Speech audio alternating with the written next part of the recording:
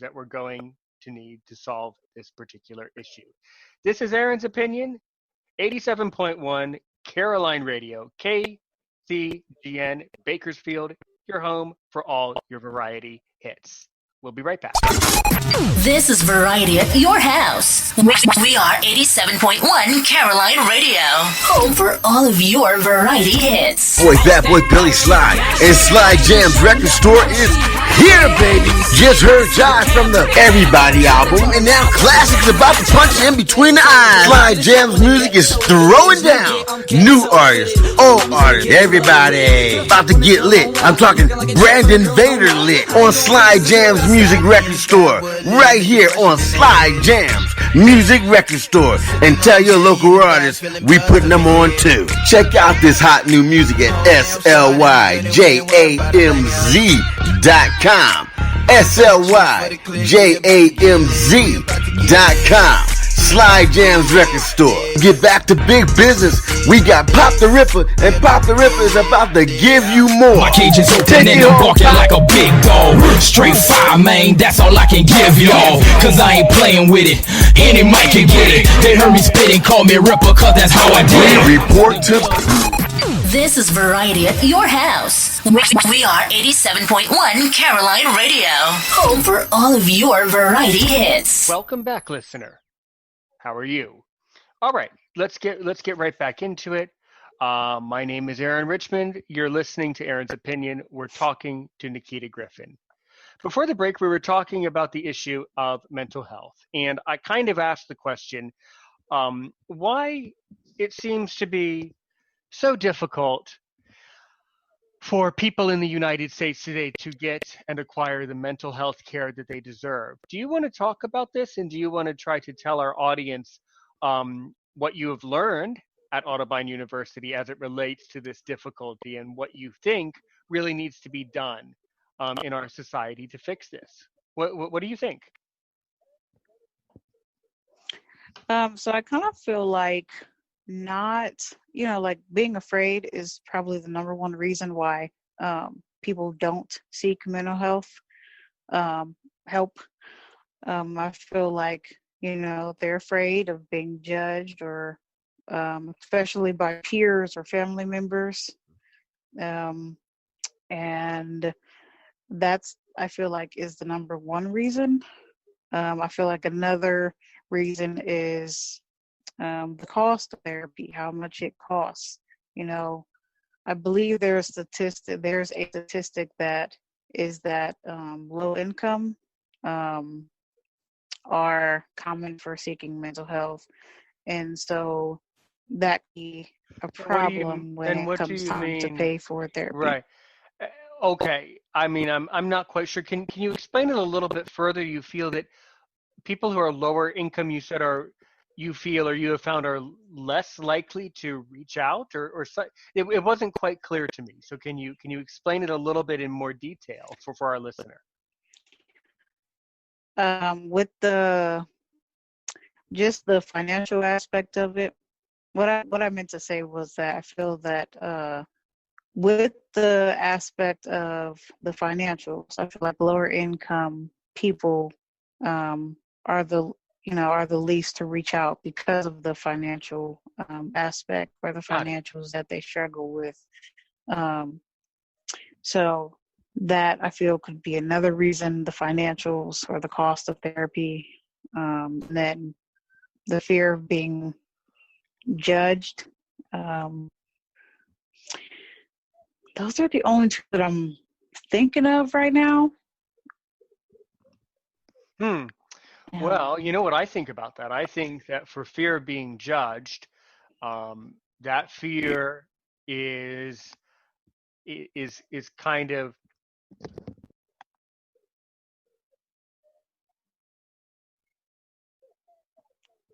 I think that as far as that fear goes, you can't live. I mean, I do understand, and philosophically speaking, I do not understand this, because I do not suffer from one of these illnesses. So, of course, philosophically, I do not understand. But I also feel that people cannot live their life in fear. Right. That really does not serve any purpose. When I started this podcast, I was quite nervous. Actually, it is quite scary to be talking into a microphone to a bunch of strangers who you don't even know. But listener, the funny thing is, and I'm not going to say this often because you don't care about this, but I would like to say this to make a point. I've noticed that things have grown in my podcast. I'm on more platforms. My downloads are increasing. So, and then I have this opportunity that started tonight to be on to be on a radio station. So I'm saying this to tell you that I think if you overcome your fear just a tiny bit, some really interesting things could happen. And I never expected this podcast to be this good, to be this good and this helpful for you at home, the listener. But I'm suspicious that it is, simply based on the fact that it's growing, and simply based on the fact that I'm getting a lot of good feedback. I applied the podcast to Apple, and I'll tell you about it. A lot of people wonder what it's really like to apply to have your show on Apple on iTunes. It's really easy. Basically, you fill out a form, an online form, and then you send it in, and then you get an email back from iTunes that says, "Okay, yep, thanks. We have your information, and we'll get back to you."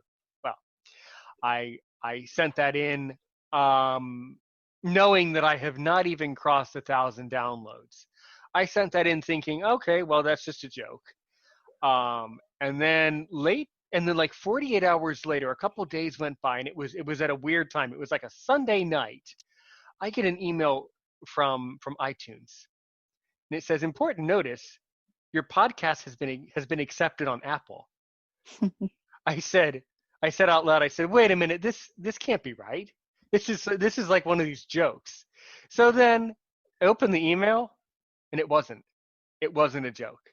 And this podcast really is on Apple. And if you go back in our Facebook group, you can see that I did a whole press conference. Basically, I did a whole live stream all about it because I was really, really inspired by it. And I hope that one of the things that this program will do is to hopefully inspire other blind people to maybe become podcasters themselves. Because if you just do, it's really cool. If you just do one podcast and you know who you're talking to, and you have a really good conversation, and you put forth a little bit of strength, a little bit of effort, your words can go very far, very quickly. It's quite intriguing. Have you, slightly moving away from your studies and what you want to do, what are some other activities that you do? I completely understand. I understand 1,000% that you're 100% busy with university and you really do not have time for extra things right now. But after you graduate, what do you That's plan? actually not true. Oh, good. I am an author. Oh, another author. Well, I would like to extend a offer to you. I have been inviting all of my podcast guests, many of which are authors. I've been inviting them to come back onto Aaron's Opinion and talk about their book and read their book on this podcast. Because I would love to help you to get your work published. I think that's so important and so difficult. So why don't you tell us more about your book? So I published my first book in May 2019. I published my second book in November of 2019, and I will be publishing my third book next month. So the genre I write is erotica and romance. Mm-hmm. And I really like it so far. What I really like the most, though, is my last two books. So this one that's about to come out, and then the one that came out in November. Those books both feature blind characters. This one actually features two blind characters, two blind characters that are the main characters, and I found it so much easier to write about a blind character than to write about a sighted character. And Okay. it's all about the Well, let's experience. It's all about let's what I well know. let's dig it. Let's dig in. Let's dig into it. So who are these? Who are these blind people? Are they Americans? Or are they British people? Are they Yes, they're Americans. Oh, okay. Well, good. See, it's important to think about that because I've traveled all over the world. So I've been to France, I've been all over Europe. So I think of the world as I think of life through a very global lens. So who are these blind people and what do they do in this book? Um, so Jenny, she is she doesn't have a job, but um she is a young adult, 22, 21. Sorry, she's 21. And the since the first and second book is a part of the series, this is the second book, and Jenny is she is she is complete. I think she's completely blind, and so is Cyrus. Cyrus is her soon to be dominant, aka her boyfriend at some point. Um, and Cyrus has a job. He works as a customer service representative for a food call center information referral line. And Yeah, good. So what types of complaints do the customers what have they been saying about the company's food when they call in? oh no. Um, so I worked at this was in 2014. I worked at a call so it's like people call in and I would pick up the phone and I would pretty much tell them where they could go to get food. So that's kind of what he does. He's a customer service representative, and he helps people And you obtain food. Excellent. You Um, you answered you answered that very well. You answered it by giving me the impression that you yourself have worked in that job. Is that true? yes. Yes. That's great. Yeah, that's cool. Um, so what can you tell our viewers about working in a call center? That's sounds like a lot of fun. I really loved it. Yeah. When I first was told that um, I was going to have a job and I was going to be working at a call center, I kind of thought of something different. Like I'm going to be answering calls for, like data collection or something. And I thought that my job coach was going to be um, an old lady who was really rude, but she wasn't. She was super nice. She was also blind as well. And I was helping people, get food and get things that they needed. And that was the really, there were some, I had some really like calls that were like, ugh. But everybody was Oh, super well, nice. okay.